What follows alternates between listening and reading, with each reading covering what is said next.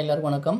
இந்த டிஎன்பிஎஸ்சி எக்ஸாமில் ரேஷியோலேருந்து மொத்தம் எத்தனை கொஸ்டின் கேட்டிருக்காங்கன்னா 3 கொஸ்டின் கேட்டிருக்காங்க. அதில் ஃபஸ்ட்டு கொஸ்டின் நம்ம பார்த்துக்கலாம். ஃபஸ்ட்டு கொஸ்டின் வந்து A/B = 3:7, B/C = 7:6 அப்படின்னா C/Aன்னு நம்ம கேட்டிருக்காங்க. இது நம்ம நார்மலாக எல்லோரும் எப்படி ஃபார்முலா படி நம்ம எப்படி போடும்போது ABC இப்படின்னு எடுத்து விடுவோம். எடுத்துகிட்டு A/B ஏக்கு என்னது 3, Bக்கு 7, அதுமாதிரி B/C Bக்கு 7, Cக்கு 6.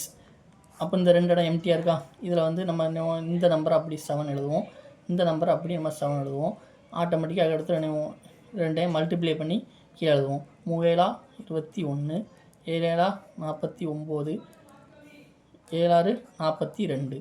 அப்போ C என்ன வருது 42, A என்ன வருது 21. அப்போ C/A = 42:21.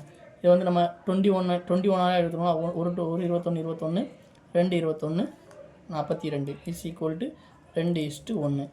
C/A. இப்படி தான் ஆன்சர் நம்ம நார்மலாக கண்டுபிடிப்போம். இப்போ அதை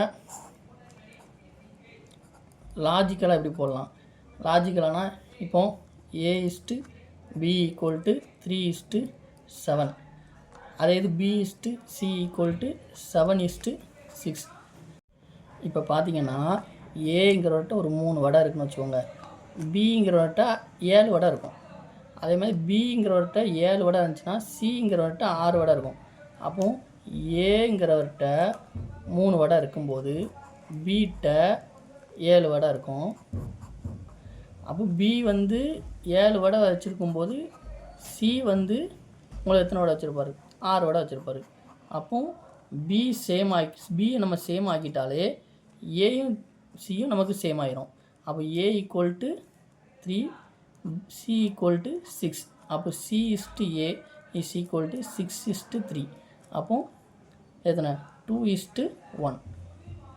இப்படி நம்ம ஈஸியாக எடுத்துடலாம். இப்படி நம்ம பெருக்கிறதுக்கு பதிலாக நமக்கு இதில் வந்து B இடத்துல நம்ம சமமாக்கிட்டிங்கன்னா நீங்கள் ஈஸியாக எடுத்துடலாம்.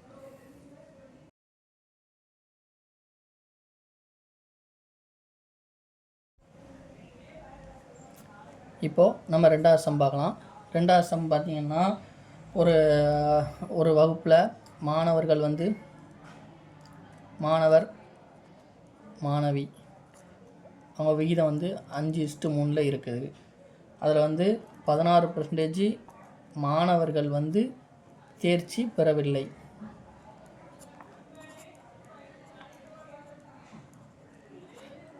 அதே போல் 8% மாணவிகள் அதே மாதிரி தேர்ச்சி பெறவில்லை.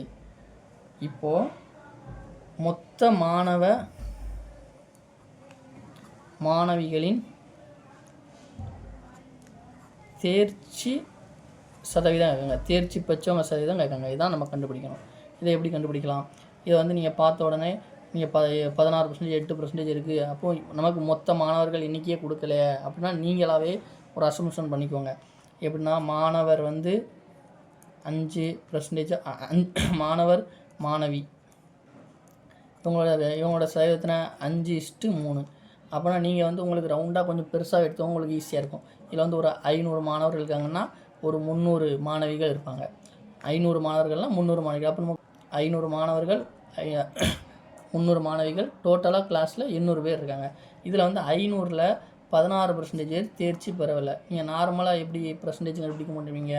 16 இன்று 100 இன்று 500 போட்டு அடி கொடுத்து திரும்ப 16 5 6 30 3 1 5 5 3 8 80 பேர் தேர்ச்சி பெறலை. இது இப்படி நீங்கள் கண்டுபிடிச்சிக்கலாம். ஒரு வேளை உங்களுக்கு வந்து நிறைய பேருக்கு இந்த 500 இங்கே போட்டுட்டு 100 இங்கே போட்டுட்டு இப்படி அடி கொடுத்து வராமல் நிறைய இருப்பீங்க. அவங்களுக்கு நான் எப்படி ஈஸியாக சொல்கிறேன்னா, இவன் வந்து இப்போ 500 இருக்குன்னு நினைங்களேன். 500ல் ஒரு ஸ்தானம் தள்ளி நீங்கள் புள்ளி வச்சிங்கன்னா 500ங்கிறது இப்போ வந்து 100%. இதில் எல்லா வட்டி கணக்கு, எல்லா கணக்கு, சதவீதம் கணக்கு எல்லாத்துக்குமே இது வந்து லாஜிக்காக நீங்கள் எடுத்துலாம். எந்த ஃபார்முலாவும் இதை மட்டும் தெரிஞ்சுக்கிட்டிங்கன்னா எந்த ஃபார்முலாவுமே நீங்கள் படிக்க தேவையில்லை. இப்போ 100%ங்கிறது 500னா ஒரு ஸ்தானம் தள்ளி புள்ளி வச்சிங்கன்னா 50ங்கிறது உங்களுக்கு 10%. இன்னொரு ஸ்தானம் தள்ளி போட்டிங்கன்னா 5 5ங்கிறது உங்களுக்கு 1%. இப்போ உங்களுக்கு என்னது 16% தான் தேவை தேர்ச்சி பெறாத. அப்போ 16%னா 10%ங்க உங்களுக்கு என்ன தெரியுது 50. அப்போன்னு ஒரு 6% உங்களுக்கு கண்டுபிடிச்சிட்டிங்கன்னா 16% தெரிஞ்சிருமா? அப்போ 1% வந்து 5னா 6% என்னது 6 5 30. அப்போ 6% வந்து 30. அப்போ டோட்டலாக 16% எவ்வளவு 80. அப்போ மாணவர்கள் வந்து 500 பேர் இருக்காங்கன்னா 500 பேரில் 80 பேர் வந்து தேர்ச்சி பெறலை. அப்போ மீதி எத்தனை பேர் தேர்ச்சி பெற்றிருக்காங்க? 420 பேர் தேர்ச்சி பெற்றிருக்காங்க. மாணவர்கள் 420 பேர். இதே மாதிரியே மாணவிகள் கண்டுபிடிங்க. 300 பேர் இருக்காங்க.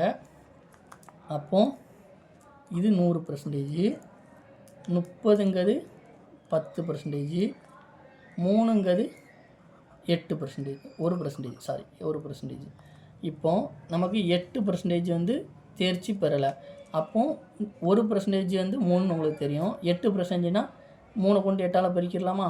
M3 24%. 24% 8% 24 பேர் 24 பேர் தேர்ச்சி 24 பேர் தேர்ச்சி பெறவில்லை. இப்போ அதே மாதிரி 300 பேரில் 24 பேர் தேர்ச்சி பெறலாம். மீதி எத்தனை பேர் தேர்ச்சி பெற்றிருப்பாங்க? 300ல் 24 கழிங்க 276 பேர் தேர்ச்சி பெற்றிருக்காங்க. அப்போது 420 பேர் 276 பேர் மொத்தம் 6 9 696 பேர். 800ல் 696 பேர் தேர்ச்சி பெற்றிருக்காங்க. அப்போ டோட்டலாக 800ல் 696 பேர் தேர்ச்சி பெற்றிருக்காங்க. பார்த்திங்கன்னா 800 பேர் இருக்காங்க. 800 பேரில் 696 பேர் தேர்ச்சி பெற்றிருக்காங்க. அப்போ மொத்தம் தேர்ச்சி பெறாதவர்கள் எத்தனை? 104 பேர் தேர்ச்சி பெறலை. இப்போ நம்ம இந்த 800ல் தான் நம்ம தேர்ச்சி பெற்றவங்க போனது தேர்ச்சி பெறாதவங்க. இப்போ 800ங்கிறது நமக்கு 100%. அப்போ 80ங்கிறது எத்தனை? 10%. 8ங்கிறது எத்தனை? 1%. அப்போ 10% வந்து 80. நமக்கு தேர்ச்சி பெறாதவங்க 104 இருக்கும். அப்போ 104 வந்து எத்தனை % பார்த்தா நமக்கு போதும். 10% வந்து 80. அப்போ இதில் 80 போச்சுன்னா எத்தனை? மீதி 24 இருக்குது. அப்போ 8 8 2 16 3 24. அப்போ 3% இதில் கூட்டிட்டிங்கன்னா 24 104 வந்துடுமா? அப்போ தேர்ச்சி பெறாதவங்க எத்தனை? 10 3 13%. 13% தேர்ச்சி பெறாதவங்கன்னா அப்போ தேர்ச்சி பெற்றவங்க எத்தனை? 100ல் 13% போச்சுன்னா 87% பேர் தேர்ச்சி பெற்றவர்கள். இந்த கொஸ்டின்